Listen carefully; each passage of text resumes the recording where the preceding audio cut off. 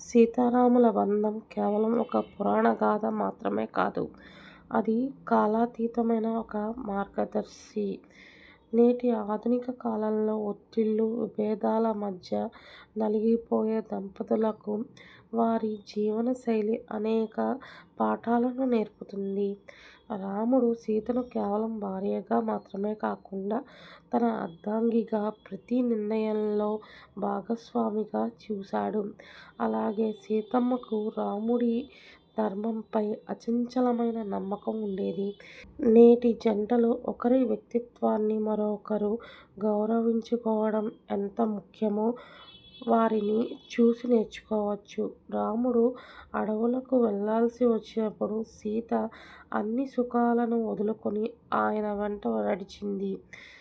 నువ్వు ఎక్కడ ఉంటే అదే నాకు అయోధ్య అన్న ఆమె మాటలు కష్టాల్లో ఒకరినొకరు వెన్నంటి ఉండాలనే సందేశాన్ని ఇస్తాయి. నేటి కాలంలో ఆర్థిక లేదా ఆరోగ్య సమస్యలు వచ్చినప్పుడు విడిపోకుండా కలిసి పోరాడటం అవసరం.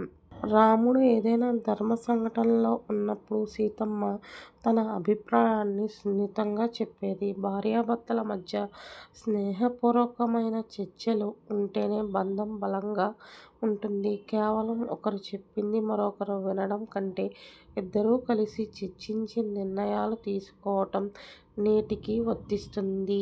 ఏకపత్నీవ్రతుడుగా రాముడి ధ్యాసలోనే కాలం గడిపిన సీతమ్మ, వీరిద్దరి మధ్య ఉన్న నిబద్ధత అసాధారణం.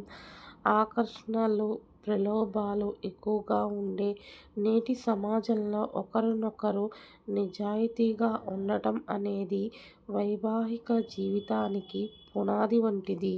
ప్రేమ అంటే కేవలం పొందడమే కాదు, అవసరమైనప్పుడు ఎదుటివారి సంతోషం కోసం చిన్న చిన్న త్యాగాలు చేయటం కూడా అని వీరి బంధం నిరూపిస్తుంది. ఒకరి ఇష్టాలను గౌరవిస్తూ సర్దుకుపోవడం వల్ల బంధం కలకాలం నిలుస్తుంది. సీతారాముల బంధం అంటే కష్టాలు లేని జీవితం అని కాదు, కష్టాలను కలిపి ఎదుర్కొనే మహాశక్తి అని అర్థం. ప్రేమ, ఓర్పు, ధర్మం తోడైతే ఏ జంట అయినా ఆదర్శవంతంగా నిలవగలుగుతుంది.